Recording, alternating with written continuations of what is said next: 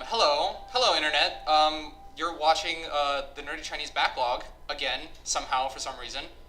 NCB here, Hans. I'm here with my friend Drew Worth. Hello. And we're playing Arkham City today. And I bet the first question on anyone's mind should be, why the fuck, NCB, are you doing this shit again? Like, you did this for 2 years and then you stopped because you had all that other shit to do. And like, so why are you doing this again? And the reason is because I recently moved back to Ohio. So I'm living at my parents' house. I just ran out of money. Can't live in Ohio. Can't live in ATL anymore. You know, without a salary job, it's just not affordable. So I'm back here now, and I was like, I don't want to not flex my video editing muscle, and I need to play some video games. I'm gonna play video games anyway. So like, fuck it, let's do like a show. Drew is also going to be joining me, publishing columns on the NCBacklog.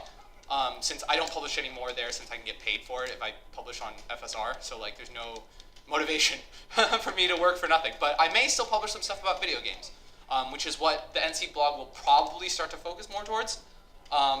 I still love narrative design though, so we're going to be talking about narrative design in games and stuff as well. So anyway, this is Arkham City. This is the first game I ever played on NCBacklog. I love those ragdoll physics right after the takedown.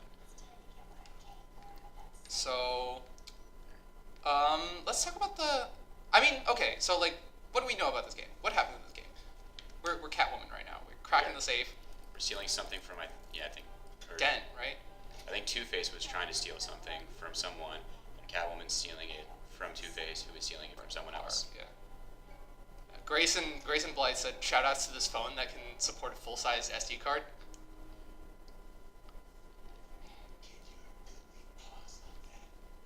For a cat burglar, you are not very aware.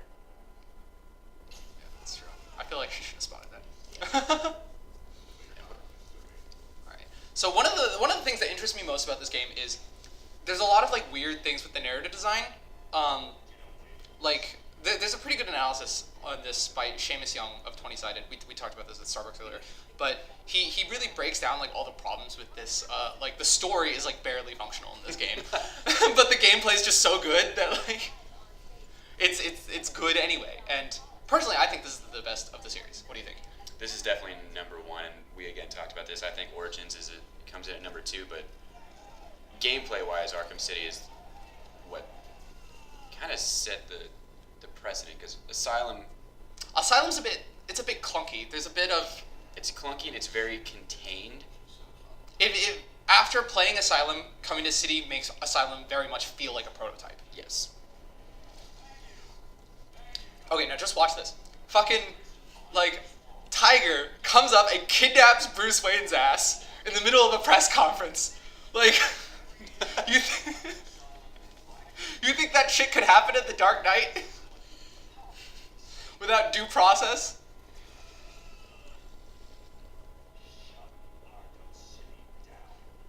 Yeah. The other part about this is that Hugo Strange is kind of set up as the main villain, right? Mm-hmm. But then because Hamill was retiring, they kind of had to make Joker the main villain of this game.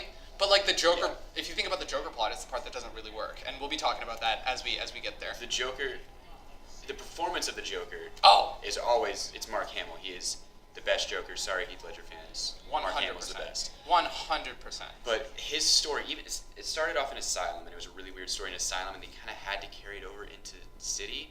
I disagree, actually. I think Asylum's pretty self-contained. It's more or less that like, if you want to connect this to, I never noticed before that you can see his reflection in the glasses. That's pretty neat. Wait, can't you move your head during this part? Yeah, you can. Look at that, you see a little badge on there. Oh, you're making me look up now. I don't want to look him in the eye. It's just like there's parts in Amnesia: The Dark Descent that do this. That's something else we should play. I never finished that game either. I have finished this, just to clarify. I have finished this. After me and Zach stopped recording this as a series, I finished it on my own because I really wanted to see what happened at the end. So unfortunately, the story stuff is not like, none of it will be like a fresh reaction from me, which is why me and Zach were playing it like blind to begin with. Mm-hmm. But I don't know. We'll get there with Origins, since I've never played all the way. I've played like the first 10 minutes of Origins. Origins, when I first played it, disappointed me because I was really hoping for a black masked villain. Ooh, that would have been cool. And then that didn't happen, so I'm supposed to counter it. Here we go. I don't know, I think a a lot of Batman villains are underrated though. He's got his rogues gallery is by really far good. the best, I would say. Definitely. And they do a really good job incorporating all of them. It's just Yeah. this game definitely falls in the trap of pretty much every Batman movie, TV show, video game of putting the Joker in the spotlight. Yeah, it's like too much Joker. And forgetting that, you can have a story with another character. Okay. Ooh, this just occurred to me. Well, okay, you know what? I'll talk about that when we get there. To the Bane part, remind me to talk about Bane. One of the reasons I like Origin so much is because of at least the first depiction of Bane as an actual intelligent mercenary. Then, of course, they have to do the thing and make him a mindless monster again. But like, isn't Bane's whole thing that he is kind of like a crazy mindless? Like, his rage controls him, and he like when he uses Venom.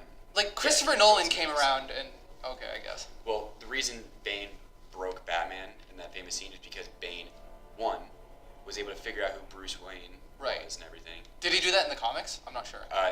In the comics, you know? Or Nightfall, yeah. Okay.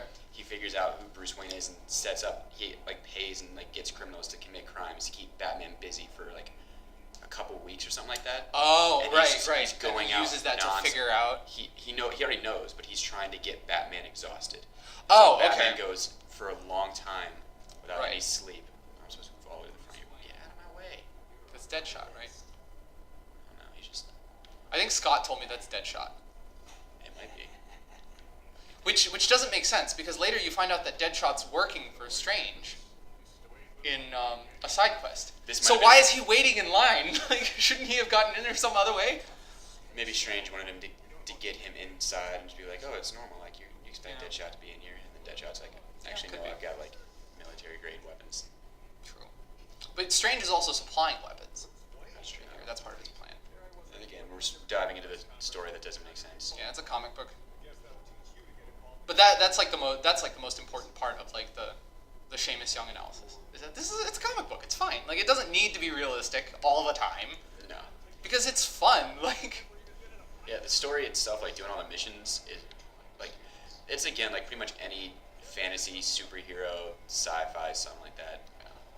Well, you build it up. Oh yeah. Oh hey. This is a terrible camera angle to be trying to figure out how to do counters. Yeah, they need to widen this. Oh, like I understand I'm supposed to be like up close and personal with Bruce Wayne right now. So. Well, this isn't the part where he breaks the handcuffs yet, right? No, he breaks them once he gets inside. Okay. Rude. Why are you still up? Why are your eyes red? You got something wrong with you, man. Would you? Let's get in the corner. What? Can you do the ground takedown yet? No, because my head. You can't just step on his neck. To knock you out. Stop it. Okay, what if I counter him? Will that do it? Will that knock him out? Now it did. Unnecessary. He just still had HP, I guess. If Bruce Wayne can pull that off in handcuffs with ease, did people not figure out that, hey, maybe this... Yeah, it's like he doesn't even attempt to pretend to be, like, mild-mannered Bruce Wayne in this scene, like... Ow. Oh, hey. Like, this part, too, like, this next part. Penguin, like, sees Bruce Wayne beat up all these guys, and he doesn't connect the dots. Like... A rich white dude should not be that good at karate or any martial arts. I actually think Penguin's one of the most underrated villains I know, because like he's this sort of opposite to Bruce Wayne as opposed to Batman. Mm-hmm. Like Joker's like everyone is parallel to Batman, but Penguin's actually parallel to Bruce Wayne because Bruce Wayne's rich and does good with it. Penguin's rich and Donald Trump's with it. Like yeah. Ugh. I actually really want to like design like a version of the Penguin that wears like a blonde toupee and a fake tan and has tiny hands.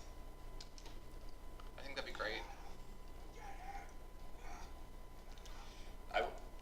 One thing I like about the Penguin too is he doesn't rely on physicality. This is true. He's very He gets people to do what he wants. So fighting the Penguin, I mean, it's pretty straightforward, and he's a tiny person that you just have to hit once and he goes down. Yeah. It really is a reflection of his villainy style, right? He's someone who pays other people to do shit for him. which I'd like to see more of. I think somebody pointed out that the Penguin's the best villain for Adam West Batman. Yeah, I would agree to that. There's probably a very solid reason why Him and the show Riddler. up and get a Christopher Nolan. Yeah. Well, no, I think isn't it because in Batman Forever, like it was like the Penguin was accidentally like really really anti-Semitic. That would not surprise me. Like played by Danny DeVito, he's got a hook nose. He's like a rich dude who lives in a sewer and eats raw fish. Like it's like really like oh gee, it's like very uncomfortable. You should go back down there and punch him. I knew you were too chicken to face me, dude. I just broke your arm. Yes, this is true. You go back down there and you punch him. And I'm supposed to go up. Yeah. Ace chemicals. Ace chemicals. You'd think the building would be bigger than that if it had all those chemical vats in it. Yeah. Is this supposed to be like an office building or? Could be. Their office complex. One thing I did not enjoy about Arkham City was climbing up towards the end of the game. What is it, like Wonder Tower? Oh yeah, the tower. The climbing's a little. It's not very sticky in this game. Like it's really easy to accidentally walk off a ledge. Yep. RTNA, hang from a ledge. Man, I forget how to do all I think that's actually an interesting conversation though. Let's talk about climbing mechanics because this game's not very sticky. But then you've got like ultra sticky games like Assassin's Creed, which it's almost not fun. You just hold down RT Yeah. and X or RTNA or whatever. Yeah, it gets even less complicated than that as the series goes on. Yeah. Then you just hold down RT or something, or you just hold down A. Yeah. I guess what makes a good climbing system? It's good because you're getting around quickly, and I guess that's the point of Assassin's Creed. Those guys are all so good at doing what they do that Right. it's second nature. They don't have to try. But I don't know that. I don't think that fits with all the characters either.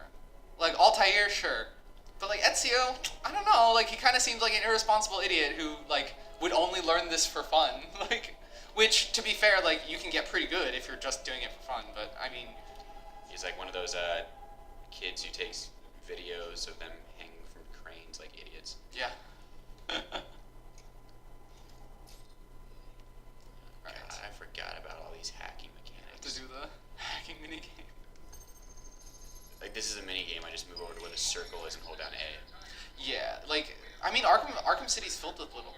Well, I'd say Arkham games in general are filled with little things like that are Yes. kind of like it's here for you to do it, and then it kind of is not really a. It's like an in-between step to like. Yeah. Actually, hacking into terminals is so stupidly easy in this game. Yeah. All right. Anyway, we're about to go into the courthouse, so next time on the Nerdy Chinese Backlog, we'll go save Catwoman, I guess.